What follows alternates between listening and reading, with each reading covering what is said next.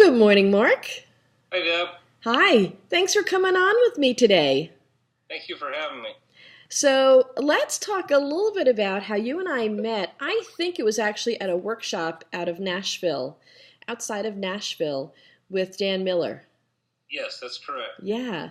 And there was actually a group of us there that were at that event, and we're still very well connected today. And I love the fact that, during that one event, so many of us got together, learned a lot about each other, a lot about our strengths, and most importantly, a lot about the direction that each of us really wanted to go in. So, Yeah, I, definitely. tell me a little bit about I guess at the heart of it, Mark, you, along with myself and a lot of other folks, got to a point where you wanted to do something different in your life. Tell us a little bit about that journey and then sort of how your strengths really lend themselves to maybe what you're doing today a little bit better than it was before. Sure. I think for me it was have been working for years. I went to school for like 8.5 years working on my Wow. degree, and Wow. I'd worked for a large aerospace company out in Phoenix, and did the whole 8.5 years thing of getting a college degree, and then about a year after I got my degree, I got an offer to go work for a large bank as a in the IT field, and I did that, and it just seemed like all things were going great, and about a year and a half later, I was actually promoted to a manager position for being responsible for all the branches in the bank system. So it was like 2,600 stores that I was responsible for. Wow. And things were like really cool, but then all of a sudden I was working 60, 70 hours and more a week, and I did wind up getting a little bit burned out, and plus my kids were young, and just said, hey, this isn't working, and I stepped down. And about 6 months after that, I got my review, and they said, hey, you saved the bank $2.5 million last year just in your department, and Wow. we love you. And I said, well, that's cool. And then the next day they said, hey, we're letting you go. What? So Oh, after man. that, we just picked up and we moved to North Carolina about a year later, and since we had moved out here, I couldn't find a permanent job. Everything has been contract, and I just really felt empty doing it, and started looking into finding out what I wanted to do when I grew up, and came across Dan Miller's 48 Days of the Work You Love, and suddenly just got this desire that, hey, I really have always wanted to save the world, as I call it, and just decided to pursue my own passions to find out what I was called to do. Tell us a little bit. And first of all, I find it remarkable that here you saved $2.5 million for the bank, and then they let you go. How crazy is that? Maybe they thought there was no other savings you could possibly have given them. I'm not quite sure. How odd. But Well, let's. they did replace me with three people, so Did they? Oh, how funny is that? Oh, painful, painful, painful inefficiency. yes. Mark, tell me a little bit. I love Dan Miller's book too, and as Dan is my coach, and Dan, I find his focus on helping us take a quick look back at some things we've done really well, and to find a way we can sort of leverage that expertise and experience. And like you said the real key buzzword here, the passion, the thing you're most passionate about, and to use it to really find work that you could be passionate about. Tell us a little bit about sort of what you found out about yourself through this whole process. Sure. Well, I've found that I have always had this passion for um, just doing things really well, but also making a difference Mm. in people's lives. I mean, even when I was at the bank, it was like, hey, what can we do to enhance the experience of the users of our systems or the customer? And but I always had this thing about I just want to make a difference. And in the corporate environment, that was just really hard to accomplish to go out and make a personal difference in the world. Yeah. So I started pursuing about what can I do differently. And in 2007, the beginning of 2007, I actually went to Kenya for 2 weeks, and I was on a mission trip essentially. Hmm. And at one point, we spent a week out in the middle of the desert with some tribes people out there, and their lives were so simple.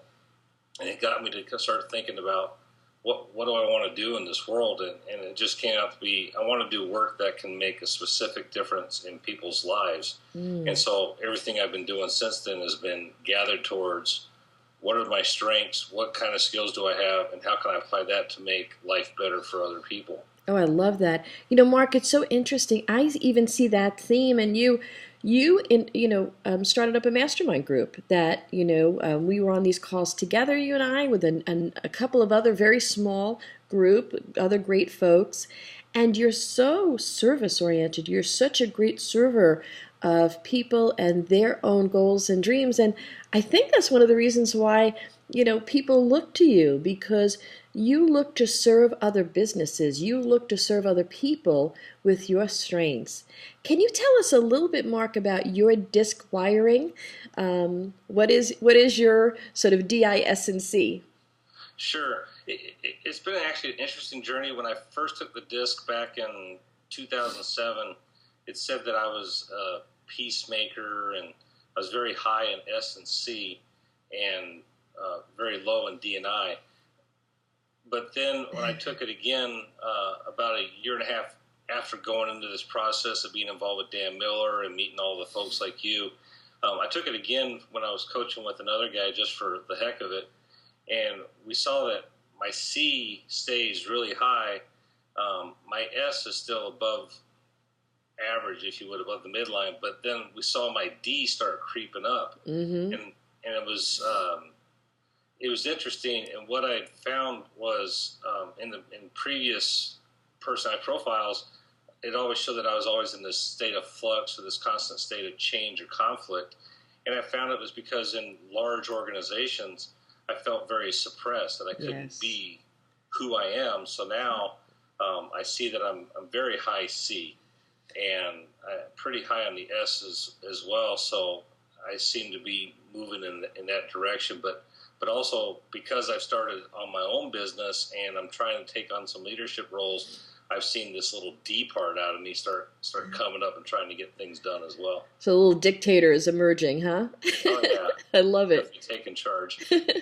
Mark, what would you say are your two key strengths, the strengths that you really feel that come the easiest to you, that clearly are things that come quite naturally, that you're using today in a significant way in your business? Sure. I think my biggest strength is I'm called a designer, and what I'm always finding solutions to problems. And actually that was one of the strengths I had even at the bank, was I could come up with things that nobody had ever thought of. Right. And even vendors that I worked with were like, hey, we never thought of that. We're going to start doing that. So now I use that in my business, whether it's like in our mastermind group, if an idea comes up, I'll share it with someone. Or now with my new business of coming up with things for other small businesses to say, hey, have you thought about trying this? Can you see if this might help you grow your business and help you succeed as well? So I'm definitely not very high I in that relationships type thing, but I love my small relationships, and I love helping people find solutions to their problems. So here you are, you were a guy working in the banking industry that was the IT specialist. And now you have a business of your own. Share with folks what your business is today, because it doesn't have anything to do with IT. No. Or banking. It does a little bit in terms of the back end, which I'm very heavily involved in because I am an IT guy, and I have to be careful that it doesn't suck up all my resources, because I have a tendency to be drawn towards technical things. But we started the website. I live in it's considered a rural county, but I live in a smaller county right outside of Charlotte. We're right next to Charlotte, and it's called Cabarrus County. And we have about 170,000 people in our county, and there's 5 municipalities. And it was a little over a year ago, I was out in Colorado at Kevin Miller's free agent event, and I just had this thing about what can I do to help my community. And, instead of being in a sense, an ugly stepchild of Charlotte, what can I do to help my community grow? Because a lot of us moved out of the big city and the big county because we wanted different lifestyle for our families. So I came up with this idea of what I call a hyper-local community. And it turned out that it's been popping up here and there in different places, but it's not a very fully fledged idea yet. So came up with an idea of developing an online community where you could bring all the residents of your area or even visitors and put them in touch with local businesses, and in turn, because of the part that I have of really having the heart for others, say, what can I do to take those businesses and people and put them in touch with local organizations that help those at a disadvantage, whether they're people who are struggling with unemployment or poverty or special needs. So we created this community called mycabarrus.com that brings all three of these groups together to help support one another. You know what I love? It's almost like, in years and years back, every town, village, whatever, had sort of like a main street, right?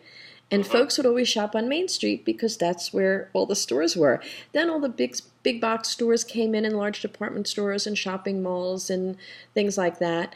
And a lot of the shopping that was going on shifted, right, to these larger stores and chains. And I know for our community, in my particular village, sort of the inner sanctum where I am, we don't have a main street, but in our township we do. And I know I love the feeling of walking up and down that street with the shop owners and window shopping and going in and purchasing things. It's such a different experience than being in the big box stores. And I almost see, the way you explained it, I almost see that your business is sort of like you're creating Main Street online, if you will, Yes, right? For folks definitely. to get in there and reconnect with their local businesses. Yes, absolutely. And the advantage of that is that, well, one advantage of it is if you keep businesses local and the shoppers local, that helps your county or your town overall, because now you've got more sales tax revenues staying local. You're helping businesses grow. They can start hiring people. So there's an effort, and we're seeing this nationwide, of what they call sustainable local economies. And our county actually kicked off that event just at the end of 2010, first of 2011, where they created a council for a sustainable local economy, brought in some guy that wrote a book on, it says Small Mart, how to combat the big boxes. They're paying him thousands of dollars to come up with a plan. But there's this effort of like, what can we do to help our local economies? And what I'm trying to do is say, hey, let's take it one level higher. Let's make a sustainable local community. Yes. Because we've got our nonprofits. We have our local food banks, our local crisis assistance ministries. Let's support them so that we can support our neighbors and friends, and we can grow together. Yeah, I love it. Mark, one of the things I also find so remarkable about you, you talk about your strength of coming up with ideas. You're really an out-of-the-box thinker, which is fantastic. You're also extremely organized and logical in your approach to things. You have this ability to think in large scale, but to scale it down to make things executable. Yes, definitely. And I think that feeds into my project management background too. I bet it does. I bet it does. And that's probably why you were so successful in the banking industry, working in the IT and saving them so much money, because you are an out-of-the-box thinker and you are able to scale things up and down as you need to. Yes, definitely. Now tell us, Mark, there was a time in your life where so you got your disc report, you understood how you were wired, and now you're executing in a completely different business, and you're out on your own, launched out on your own. If folks wanted to get in contact with you, Mark, what is your website? Well, probably the easiest website for me, because a lot of folks can't spell Cabarrus or even pronounce it, is markburchcoaching.com. It's Mark, B-U-R-C-H, coaching.com. And that was the first thing that I started when I looked at trying to do my own thing, was after meeting Dan Miller and Chuck Bowen, I was like, hey, I want to be a coach. I want to make a difference in people's lives. And that business, it struggled to get started because I had to go out and meet people. Yeah. and I don't always do that real well in a large-scale environment. I mean, I'll go out and get my couple buddies, or even like our mastermind group. Those environments are great for me. Mm-hmm. But I started off with the coaching, and now we're into the how do I take my coaching and help small businesses grow. But markburchcoaching.com is probably the easiest way to get hold of me. Oh, that's great. And if folks wanted to learn more about kind of what you're doing too, right? They could contact you that way as well. Your Yes. email and things are on there because there may be other folks that hear that say, "Wow, that's a really smart idea. I want one of those for my community." Yeah, and we've been contacted about that already, about, hey, how can we replicate this? And I think we've been contacted about 5 different other communities. So That's one of great. our goals is let's get this thing built and design it so that we can help others do this in their own local communities as well. Oh, I love it. Hey, Mark, thanks so much for taking time out to chat with me today. I so appreciate it. Well, thank you. It's been an honor.